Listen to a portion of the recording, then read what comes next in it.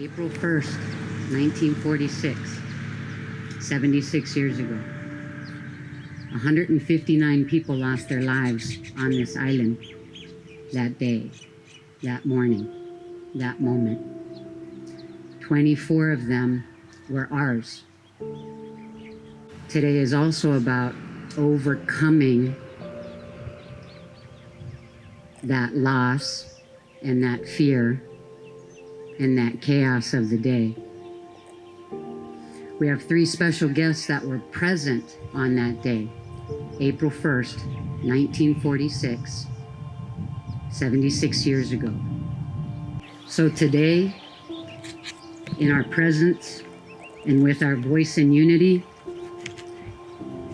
we thank you, we love you, and we understand.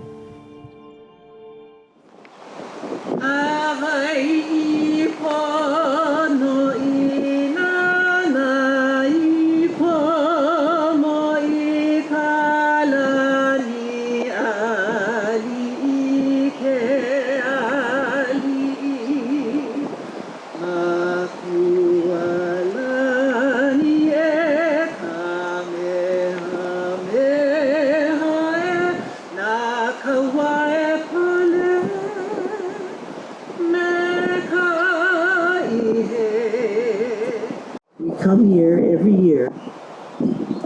Well, for the last 2 years we haven't, but we come here every year to remember, to respect this place, and to malama and take our Kuleana to take care of this place.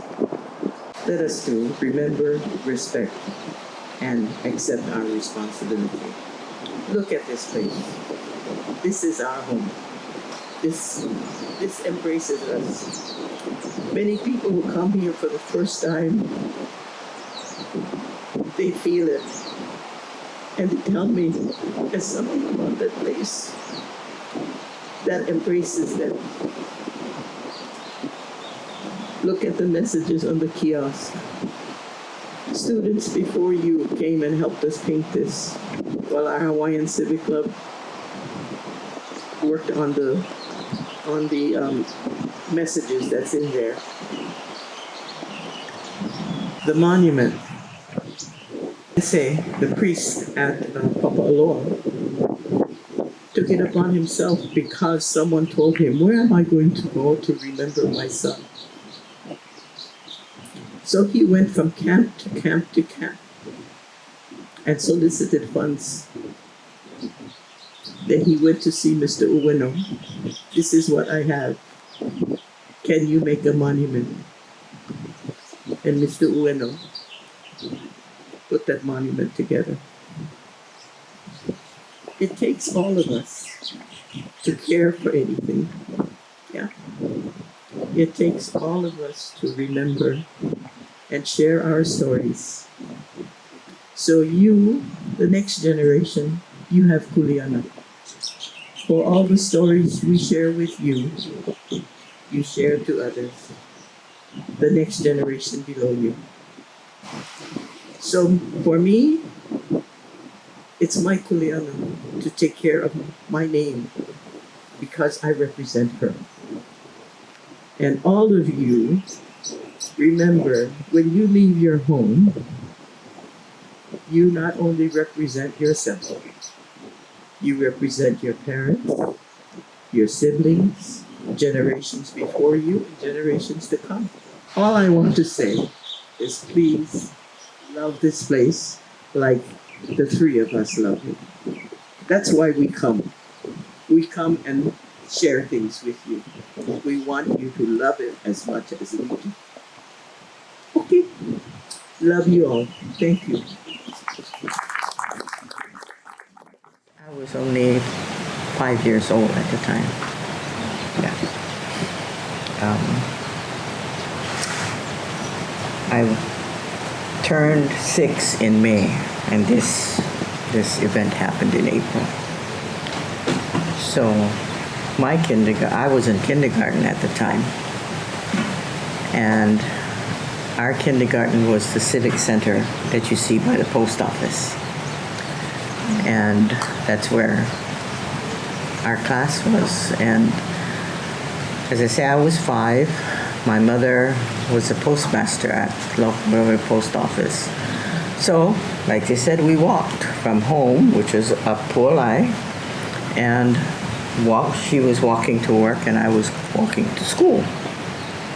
And this friend of ours who lived across from the post office, Audrey Jose, was running up the road. And so we, greeted her, but she said, get big waves down the point. And in my little 5-year-old mind, I knew of waves to be military women. And that's where my head went. Until she continued talking, then I realized it was water she was talking about. So we continued walking to the post office and the civic center that you know now. And then my teacher didn't arrive. And of course, people were mingling around the post office. The post office was a gathering place. You could talk story with everybody, and people were crying. And of course, in my little mind, I'm looking at all of them and I'm wondering what's all this. But when my teacher didn't arrive when she's supposed to, then I got scared because I knew where she lived. It was on that hill. You go down to the to the ramp. She lived up on the hill there. And so all of us students, I guess most of them went home, but because my mother was at the post office, I stayed there. She finally came up and then said that her mother had been washed out to sea, and her nephew. And her nephew's name is the first name you see on that monument, Daniel Okiona. And then I really got scared because her mother and another woman delivered me as a child, as a baby. Lucille Okiona and Eunice Jose. Yeah. And and she said she had been washed out to sea. So I carry those two names, Lucille and Eunice. And but a few days later, they found her floating on a door, and she was alive. And she lived I would say about 10 years more, or 15 more years later, and grew up with them. And like I told you folks earlier, I carry their mana with me. The importance of your name, especially if you're named after someone else. Take care of it, because you're carrying their mana with you. Yeah. And their Ike. So that was my story of the tidal wave. I wasn't directly involved here, but indirectly I was affected because my teacher didn't come and my ohana was washed out to sea. So he said, it was a little bit drizzling. So he said, you know what, I'm going to take you. He used to be the delivery man, so he can pick up the men in the morning and bring them back in the afternoon. And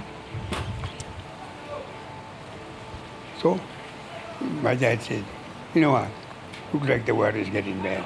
I'm going to take you folks down. Because he come down anyway to pick up his coworker. Yeah. Came down, and then we saw a lot of guys down there. People, Hawaiian said, nearly, we want to see what's going on, so we shall come down here. And then I remember what she said. She went go home and tell her dad that there was no water in the ocean or something like that. Oh, so we came down. My dad picked up this coworker, and then I was on the hallway up here by the school, and hey, we go down, we go look. I was seeing my time, I was scared. I said, you know what? Bye-bye, go. after the usual stuff. So then I came down. I had some courage. I came down, and we saw that, and I saw that the water is just receiving back, all the way back, all to the bottom of the ocean. And I remember what she said. She went home and told her dad she was there. That, no more water in the ocean. And so, what do you call? Yeah. So then I came down. Then I was looking. Then I had two buildings. One was the boathouse, and was the I don't want anyway. Forget. Akiona. Huh? Akiona's house? Yeah, Akiona, and I had teachers' cottage and all that. And so finally, I went out and the water receiving back. Rising, come forward, push. Just like you were giving up, giving a warning and picking up speed just like at the same time. Well, keep going. Then came somewhere around a park area. And I ran, then I went back. And when I went back, there was two houses from down here floating in the water. Hey, I thought something is definitely wrong. I never seen anything like this before, So the wave came. The next owner I ran came. I never, what you call, I come back. By that time when I went back, I see the two houses floating in the water. I said, no, something is wrong. Definitely. So when the next one came, more high, I ran all the way. I went up to the school, to the hallway, under the bending tree. And then I was going up, running, and my dad was coming down to pick up his school. Where's your sisters? Where's your brothers? I just told him, I don't know. I ran all the way. I looked down on the ground. I ran all the way home. No place. Because my mind was going that stones going to fall on the bank and everything was going to happen. So I ran all the way right up to my mom's house, by the police station, by the church there. And then she told me, boy, you sick? I said, no. How come you come home? Like I said, my dad brought us school extra early. So, and when the time the wave came, we would still be home yet. My dad never bring us down. Yeah, so I was sitting there on the steps, waiting. In my mind, the wave was going to come up onto the high bank, and it was going to take everything. I was going to run up the mountain. I wait, finally. Had some courage. And then my mom said, were you sick? I kind of seemed to tell her what was going on. So I wait, and then I started to walk them down.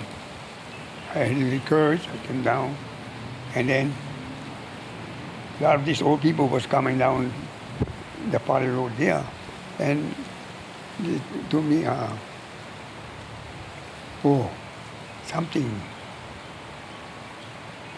about, what was happening.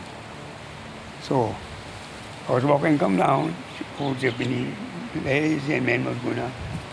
They tell me, are you sister, brother, no more, no? I don't know nothing. Then my godfather was driving in the back, till he went by the train museum. And he said, hey, get in the car. Don't go down there. Get in the car. He brought me, and then he told me they had found my adopted sister, Janet. Her name was Janet. She was Janet Yokoyama more than me. My father adopted her to Janet Yokoyama. And she, We found her body down here in the park, someplace. And brought it for me. And then I was all scared and never knew what was going on. And then I started looking in. Always, old people tell me, no, go down, no, go down. And then my godfather said, hey, get in the car. And I went down and get in the car, take me home. And I stood there and I was scared and I didn't know what to do. But I went way higher ground, I mean, we relieved. But in my mind, the wave was gonna climb that high bank and, everybody was gonna go. Yeah. So you heard Frankie's one of five children, and 3 of them lost their lives. Yeah. 2 sisters and a brother. My oldest sister was Madeline. She was 16. My brother John was 15. Janet was 9. And how old were you Me, At the time. at the time? 14. And Violet was 13. Frankie was 1 year younger than me. Right now, he's 90, she's 91. Somehow it affects you differently when certain people do the program. And so for me, I look at it that I may not be here too much longer, and I appreciate all what you do, young people. The aloha you have in you. You put it forth for others, yeah, so that they know what it was like, and our job is to just share what we went through. But for me, because I lived right down here all my life, 91 years, I had girlfriends who would come on the first busload of kids, yeah. Some from Ocala and some from Punahina. But I had 2 sisters who came from Ocala, and then one girlfriend, and one was my classmate and 2 were in the class below me, and the other girl came from Punahina. But because they arrived at the school so early in the morning, like 6:30, 6:45, that's the first bus load. They would always come to my house. And my dad was the cook in our family, and he would make breakfast, and the girls would join us and have actually a second breakfast. Yeah. So when April 1st happened, I was the first one up, and they didn't come. The bus unloaded the first load of kids, and I'm waiting to see my girlfriends come. Then my brother, I had 3 brothers, 1 sister, and in my family, they all attended Commemorating school, and those days it was only on Oahu. Yeah. Didn't have on Maui, didn't have on Hawaii. So I was the only one home with my youngest brother, who was 4 years younger than me, and my dad. And normally in the morning like that, before going to work, he would go and throw net, catch fish, bring it home. And not until all of this happened did I think about who cleaned the fish after my dad went to work, after we all went to school. And the only other person was my mom.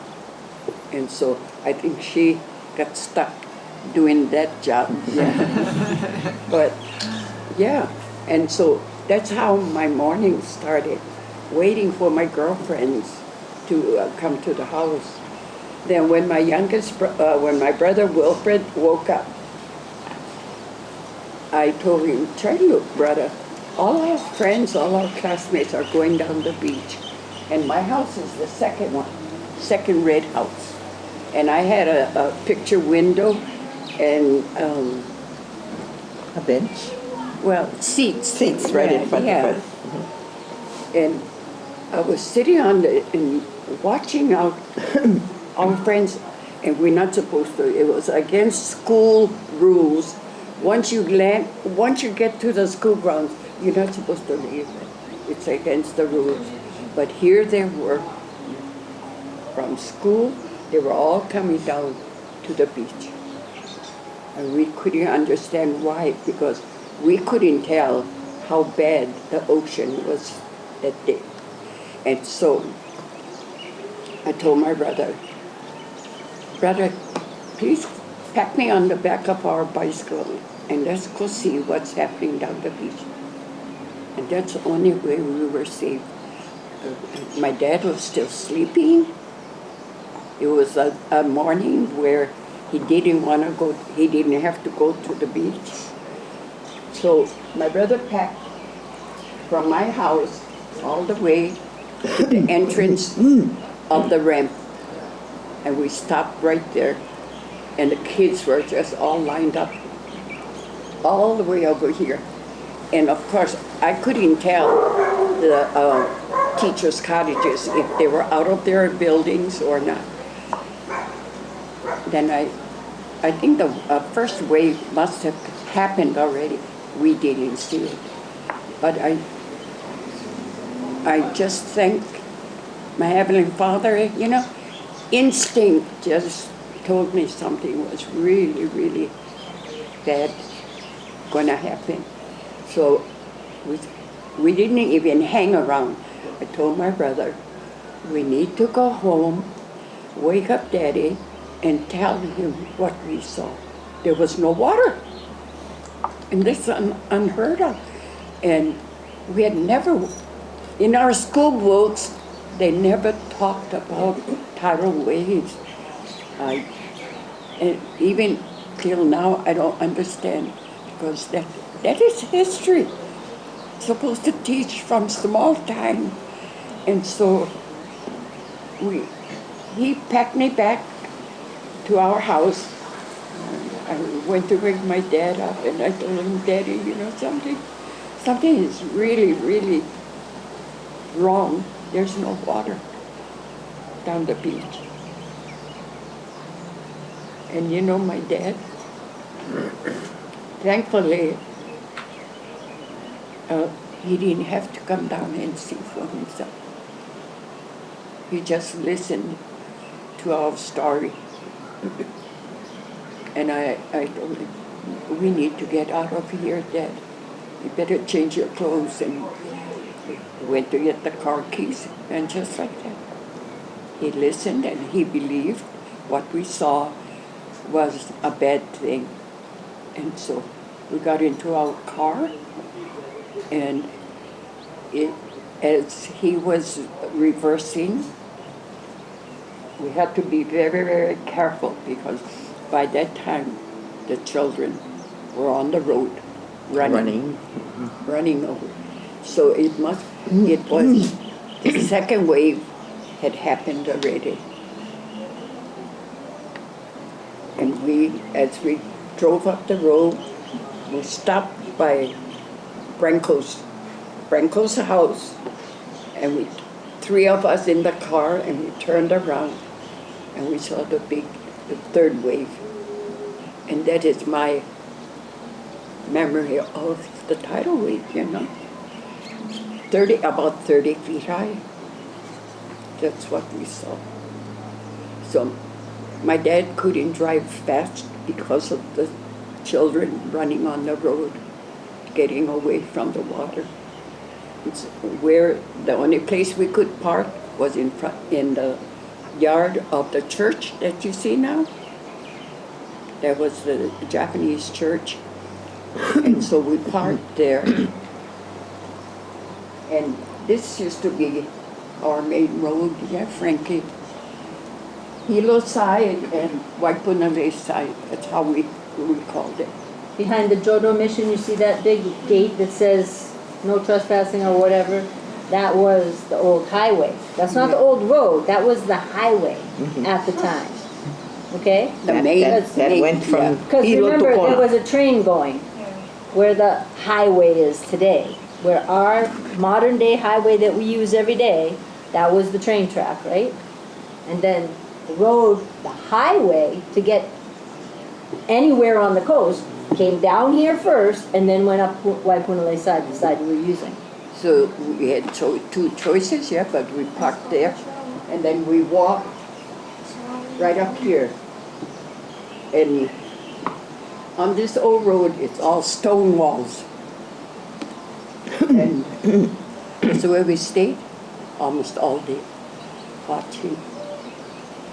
And for me, it was very painful because one of them floating in the water, in the ramp, right here, was my classmate. His name was Anthony LaCuesta. And his sister, Josephine, was the one that I was waiting to see, to come to my house, because she was one of my girlfriends. And I can still remember him calling out for help.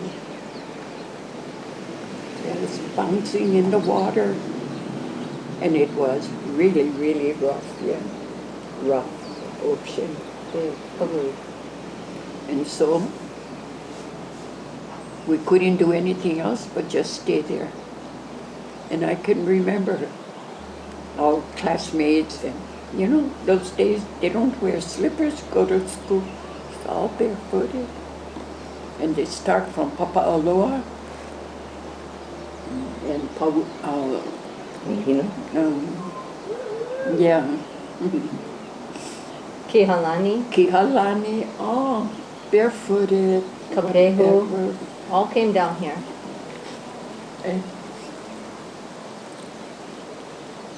I think it was a mile from school, huh? Then they had a bus, otherwise you Right, walk. it was a mile. And then you can get the bus. You had to be farther than a And mile. when your Yeah. friends walk down and they see you and that you're okay, it's just hugging each other. And then when Lucille's sister Peggy, who was one of my best friends, as soon as she saw me, she started running.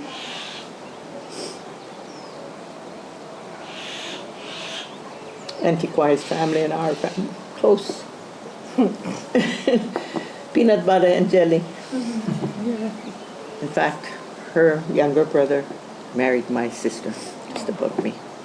So, And how much we wanted to come down and check our house, and the police wouldn't allow. Nobody could come through. They just kept everybody out. And till today, I don't remember where my dad and I and my brother slept. I think you came to our house. And I think it was at Lucille's house. I think they came to our house because whenever there were emergencies here, I remember them coming to our house. Good for us too. Yeah. For me, I needed to cry. Yeah. Especially when you read the names, you know, that You touches did a me. good job, you guys. Yeah, yeah. You did a very good job. Yeah, very.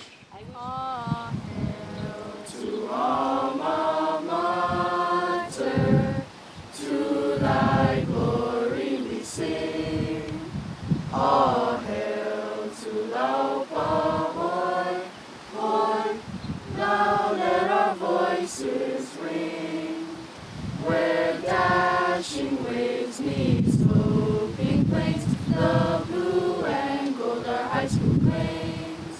Sing our love to alma mater, hail, all hail to thee, hail, all hail to thee.